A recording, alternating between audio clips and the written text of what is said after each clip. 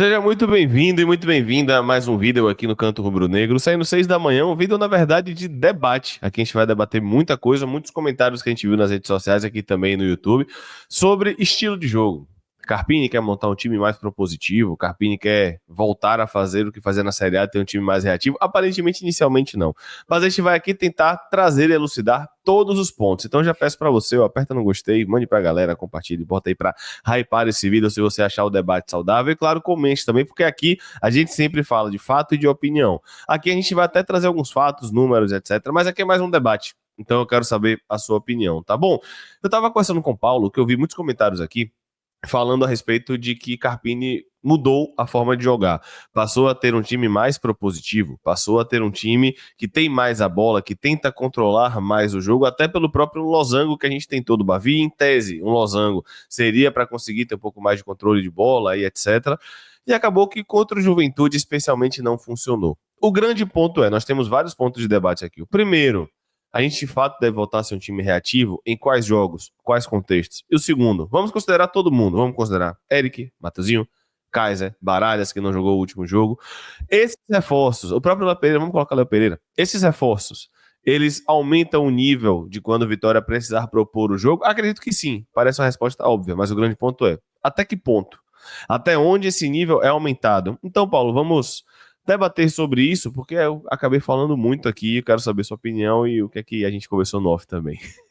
Exatamente. Um bom dia, boa tarde, boa noite para você, torcedor. A nível de comparação, mas trazendo a parte numérica só para contextualizar mais o debate, o Vitória em 2024 foi o time da Série A que teve menos posse de bola dentre os 20 times. O Fortaleza, que é um time conhecido por jogar de forma reativa, teve mais posse de bola que o Vitória. O Cuiabá também joga muito reativo, teve mais posse de bola que o Vitória, mesmo sendo ali na margem de erro. Mas o Vitória foi o time que menos teve a posse de bola no Campeonato Brasileiro 2024, com o mesmo Thiago Carpini.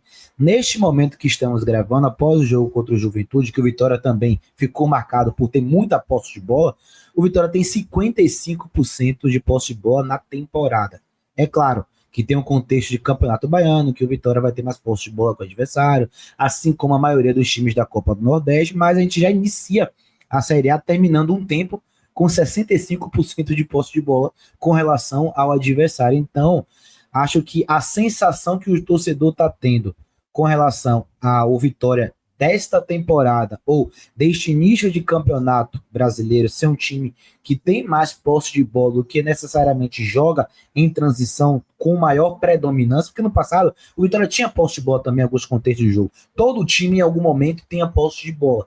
O que muda é a quantidade de tempo em que um time passa por uma fase. Fortaleza tem a bola, mas passa mais tempo na fase da transição. E assim também era o Vitória de 2024. Nesta temporada, a gente teve a percepção contra o Juventude que era um time que buscava ser mais propositivo, né, Léo? Ter mais a posse de bola. E aí qual é o debate? Qual vitória que a gente deve ser em 2025?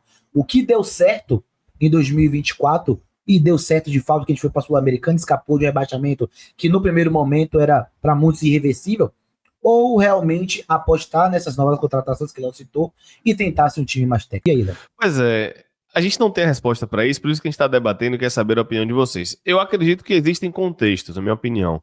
É claro que contra um Juventude, eu imagino que Carpini pensou, pô, se são times que estão aqui na minha prateleira, eu vou tentar ter a bola e jogar. Isso foi Paulo que falou comigo, inclusive eu concordei.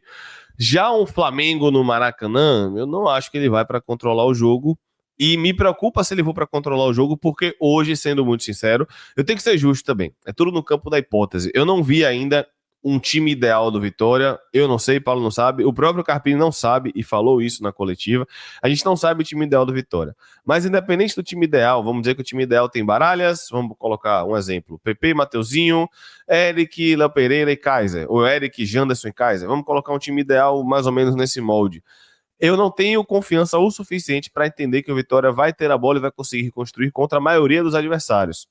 Eu entendo o Carpini quando ele quer, por exemplo, contra o Juventude, controlar o jogo e ter a bola para não fazer como foi no passado, como o Paulo falou, que a gente acabou buscando mais transição dentro do próprio Barradão.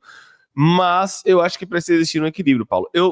Pausa aqui. Eu sempre falo que futebol não é preto no branco. Então, para você que está assistindo, eu peço para, obviamente, quando você for comentar, para que a gente, eu estou me incluindo nisso, Paulo, também, para que a gente não reduza o debate. Não é um time só reativo que vai sair para a transição e não é só um time que vai ter a bola. A gente está falando de equilíbrio.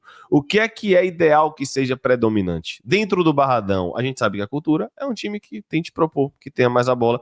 Contra a Universidade Católica, acredito que a gente vai fazer isso, inclusive acredito que a gente vai fazer o que a gente fez no Bavio, o que a gente fez contra a Juventude, que é subir pressão, apertar.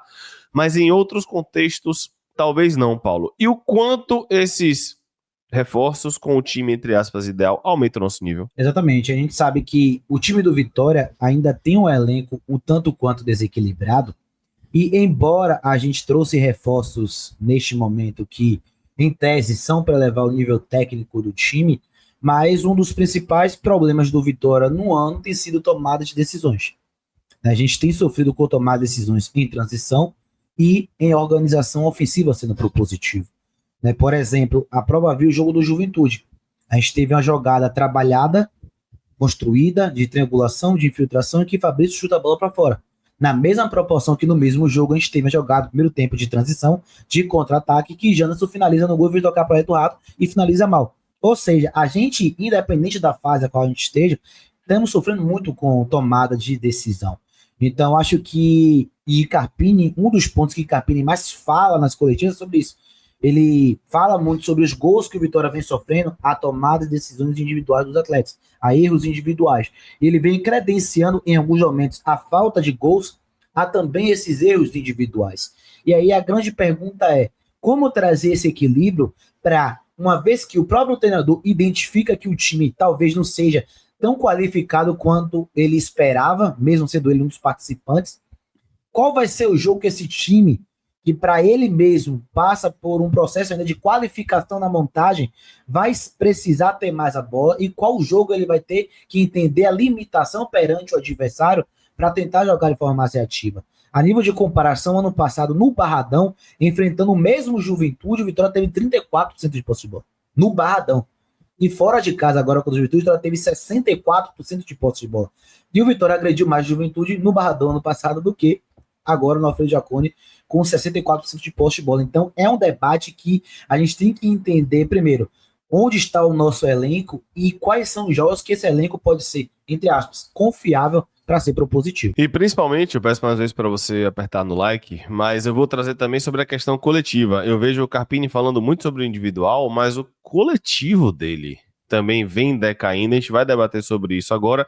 Não antes de lembrar que você pode comprar na LR Games, referência em desbloqueio de Switch, além de fazer manutenção de console, manutenção de controle. Fica ali no Centro Comercial do Imbuí e também fica na Praça da Sé, em São Paulo. Se você está assistindo aqui, quer consertar o seu Joy-Con do Switch, quer consertar seu controle do Xbox, do Play 5, tem algum videogame mais antigo, algum controle de algum videogame mais antigo, quer desbloquear o seu Switch, entre em contato, que é referência, é a melhor e maior loja de Salvador aqui, tá? Então 719-9707-1101 LR Games, um abraço pra galera, tamo junto. E entre em contato, muita gente perguntou, muita gente elogiou, inclusive, então aproveite e fale, vim pelo canto, que aí você falando que veio pelo canto, você consegue dividir em 6 vezes o mesmo valor que seria no Pix, sem juros, sem nada. Então venha pra LR Games, Centro Comercial do Imbuí, tá? Bom, agora voltando, Paulo, ele tem falado muito sobre individual, mas eu vou deixar mais pra você, até porque o analista é você. O coletivo dele também não tá encaixando, já tem um tempo, né? Acho que é um dos principais pontos de críticas a Thiago Carpini. O elenco é limitado. A gente fala isso aqui porque vai ter torcedor falando, mas a montagem assim, mas o jogador X, o jogador Y, a gente sabe que o elenco do Vitória está muito desequilibrado e, vamos ser sinceros, sofreu muito com as saídas de pilares do time. Ela sofreu com a saída do inominável, do Lucas Esteves e do Alejandro, por não conseguir reposição à altura dos três, pelo menos até o momento que a gente está gravando, embora Renato Kaiser ainda é incógnita, pode ser, pode não ser. Enfim, então o Vitória sofreu muito com isso. Mas eu acho que o time de Thiago Carpini já conseguiu propor mais do que propõe hoje. Quando eu falo propor, estou falando de ter a posse de bola, estou falando de conseguir criar grandes chances durante a partida. Teve um momento que a gente falava, rapaz, o Vitória precisa de 5 chances para fazer um gol. O Vitória perdeu 8 gols e fez 2, e agora o Vitória permanece perdendo gols, mas não tem um volume de criação de jogadas tão grande quanto antes. É claro que vocês vão falar, pô, mas no Baiano e tal, mas teve jogos até com nível um pouco mais alto que o Vitória criou uma quantidade maior de chances e deu para ver ainda mais os erros de tomada de decisão. Hoje a gente viu Vitória contra o Bahia, contra o Sport, mesmo ali tendo todo o contexto, que a gente vence e tal, mas não foi um grande jogo do Vitória. A estreia do Juventude, onde a gente tem, assim, mais lances esporádicos de erros de tomadas de decisão do que um volume muito interessante de jogo. Agora a gente vê muito mais, e Léo falou bastante isso na transmissão, é muito mais comum agora do que era anteriormente ver o Vitória com 2 minutos de posse de bola no pé da zaga dos laterais. É muito mais comum a gente ver o Vitória girar de um lado para o outro sem conseguir infiltrar como antes o Vitória infiltrava. Eu acho que o Vitória ainda tem algumas jogadas, tem, por exemplo, na direita, no segundo tempo, Eric achou 2 bolas em profundidade, uma para o Willian, uma para Claudinho, que o Vitória poderia criar uma grande chance e, quiçá, fazer o gol. Ainda tem algumas ideias do trabalho de Carpini, mas cada vez mais vem reduzindo o volume das suas ideias e cada vez mais vai se consolidando as críticas para tomar decisão, que a gente já sabe desde lá de trás. Só que agora não é somente a tomar decisão. Agora o time está começando a ser um pouco mais desorganizado. Se fosse só tomada de decisão, quando ele fala, né, que o principal tomada de decisão, que não é que eu discorde que o principal seja, mas para mim, na minha interpretação, ele é responsável pelo que ele fala e não pelo que eu entendo. Eu preciso deixar isso claro para não encher um saco. Mas na minha interpretação, eu tenho sempre a sensação, e repito, isso não é um discurso dele, isso é comigo, que a gente teve muito volume, criou muito e errou o cruzamento, a gente teve muito volume, criou muito e finalizou para fora, a gente teve muito volume, criou muito e da entrada da área chutou, o goleiro defendeu, e não é isso. Não é isso que acontece. Não é só a tomada de decisão. O coletivo também parou de funcionar em muitos pontos. O time desencaixou. A questão é, quando o time estava mais encaixado, também tinha problemas de tomada de decisão. Eu sempre vou lembrar desse jogo. Um 2-0 contra um Jequié, que estava vendido no jogo, e que não foi 6 ou 7 por tomada de decisão. Isso é só um dos vários exemplos. Então, quando ele fala sobre tomada de decisão, não é que eu discorde, mas o coletivo dele também desencaixou, e ele mesmo sabe disso, porque ele vai para a coletiva e responde minha pergunta, falando que não vai se apegar aos sistemas, porque ainda está buscando a equipe ideal. Isso me preocupa. A gente está em 30 de março. Já passou a primeira rodada da Série A. Você ter dúvidas pontuais na equipe, acontece. Mas ainda estar buscando a formação ideal, não são as peças, buscando a formação ideal, Paulo, me preocupa. Porque dentro da formação ideal, a gente precisaria de um 9 e de um ponta titular, que imagino eu que será Kaiser e Eric. Mas tendo a formação definida, pronto, ó, a formação está definida, mas o Eric vai chegar e vai jogar. A formação está definida, mas um Kaiser vai chegar e vai jogar. Nem a formação a gente tem definida ainda. Isso me preocupa, Paulo. Exatamente. A prova viva é que a gente vai para o primeiro jogo da final do Campeonato Baiano com 3 zagueiros. O outro, a gente vai com 3 volantes contra o Sport. Aí, contra o Bahia, a gente vai com 3 volantes, mas com losango e falso 9. Em 3 jogos seguidos, ele mudou 3 formações. Então, até que ponto tantos testes vai fazer a gente encontrar a formação ideal? Ou nos treinos ele tem que definir uma ideal e ir lapidando nos jogos? Porque se a gente for viver de testes, aparentemente a gente está fracassando em cada um deles. A gente joga 3 zagueiros contra o Bahia, não se defende tão bem. A gente joga 3 volantes contra o Sport, não faz um jogo interessante, embora tenha vencido. Talvez até foi mais eficiente que o Sport nesse jogo, é bem verdade. Mas o Sport foi melhor que o Vitória de um modo geral, mesmo perdendo o jogo. A gente vai contra o Juventude com 3 volantes, um meia fazendo ali a ponta de um losango, barra um falso 9, com atacante liberado, e não funcionou. Provavelmente, talvez, a gente não sabe. Talvez quarta-feira ele vá com a outra ideia de jogo. Ele vai com 2 volantes de novo, um meia, 2 beirados, enfim.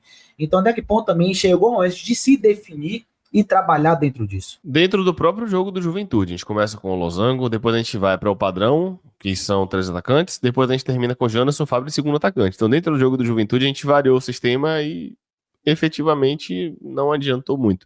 É claro que a crítica aqui a Carpini, o debate a Carpini, não significa que a gente está pedindo a cabeça dele. Sempre tem alguém nos comentários, vocês estão pedindo, fazendo campanha. Não, nunca. A gente nunca fez campanha para Carpini cair e a gente não está fazendo campanha para Carpini cair.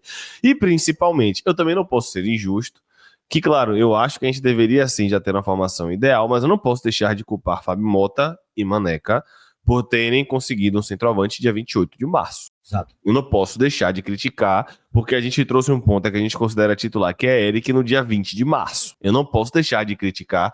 E também preciso compreender que, de fato, no campo, isso atrapalha a Carpini, apesar de Carpini fazer parte da montagem do elenco. Mas essa demora da parte executiva, vamos dizer assim, de acertar com alguém, também prejudica o trabalho de Carpini. E a crítica, obviamente, também a Fábio Maneca com relação à demora. Ok, mas nós não estamos pedindo a cabeça de Carpini e nós sabemos que a diretoria também tem sua parcela de responsabilidade pelo jogo tenebroso que a gente fez no Alfredo Jaconi. É importante sempre deixar isso aqui claro. Enfim, Paulo, com tudo isso debatido, o que fazer?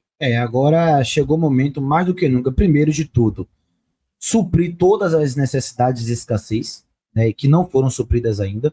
Precisamos de um zagueiro pela esquerda, porque está tendo teste à beça para a gente conseguir encontrar um substituto do Inominável. Nosso lateral esquerdo que saiu, as peças que vieram não são à altura. A gente tem ainda contratações a fazer para volante. Mateuzinho ainda não tem um jogador reserva com características similares. Primeiro ponto, a gente precisa encorpar esse elenco de um modo geral. E segundo, vai ter que ajustar muitos pontos dentro dessa rota. Alguns jogadores vão ter que, infelizmente, sair do time titular. Aconteceu com o Cássio no último jogo. Acho que o próximo vai ser Neres. Acho que Neres vai ter que, pelo menos, ser segurado alguns jogos para ver se ele consegue recuperar o bom desempenho e, principalmente, identificar os problemas. Não basta apenas falar, estamos com peças ruins, estamos com esses jogadores, porque ano passado também tivemos a Série A em vários momentos com jogadores ruins, mas o nosso coletivo potencializou muito deles. Eu não estou dizendo que o time Vitória é bom, estou dizendo que o time Vitória vai jogar muita bola, mas ano passado a gente tinha um elenco muito limitado, mas conseguiu ser potencializado dentro do coletivo. Outro ponto, também, só para a gente fechar esse debate, os gols sofridos do Vitória, óbvio, contra o Náutico tomou 2 gols de erros individuais, contra o Bahia, 2 gols de erros individuais, contra o Juventude também. Só que se a gente for nessa, todo gol que um time sofre de forma coletiva é uma sucessão de erros individuais. O Vitória não está somando gols somente porque tem erros individuais. O Vitória com o Juventude, o gol anulado foi uma jogada extremamente trabalhada do Juventude, onde o Vitória inteiro foi envolvido. O Juventude teve várias outras jogadas que chegou no último terço e definiu mal a jogada com erros coletivos do Vitória. O que está acontecendo é que os gols estão vindo dos erros individuais, mas a gente também não está tão sólido defensivamente. Eu vou, para ser justo, a marcação-pressão tem até ido bem. A marcação em bloco alto tem até ido bem, tem pressionado bem a saída de bola em tiro de meta nesse contexto. Mas atrás, com a última linha, não é somente individual. Então tem alguns pontos que precisa identificar para trabalhar e melhorar. Não posso deixar de citar Rato, né? Você citou Neres, que tem que ir pro banco, o Rato também tem que ir pro banco. Ninguém aguenta mais. Claro, a culpa do Vitória estar assim não é de Rato, mas é um dos que tem que sair. Acho que é muito claro, é um dos que tem que sair. Bom, dito todo esse debate, quero saber o que é que você acha. Minha opinião é o que eu falei no começo, a gente tem que achar um equilíbrio. Contra o Flamengo, especificamente, no domingo, eu sei que tem Sul-Americano na quarta, 22 mil já, inclusive, check-ins feitos, mas para domingo é um jogo que a gente pode ter um Flamengo alternativo, mas eu não vou nessa de que vai ser mais fácil. Não, porque é uma equipe com qualidade, mesmo sendo alternativa, porque vai jogar quinta-feira, se eu não me engano, na Libertadores. Então, é o equilíbrio. Mas, predominantemente, eu ainda apostaria mais na transição. Predominantemente. Eu ainda não tenho confiança para um time ser predominantemente propositivo. Repito, não seja um preto no branco, tá?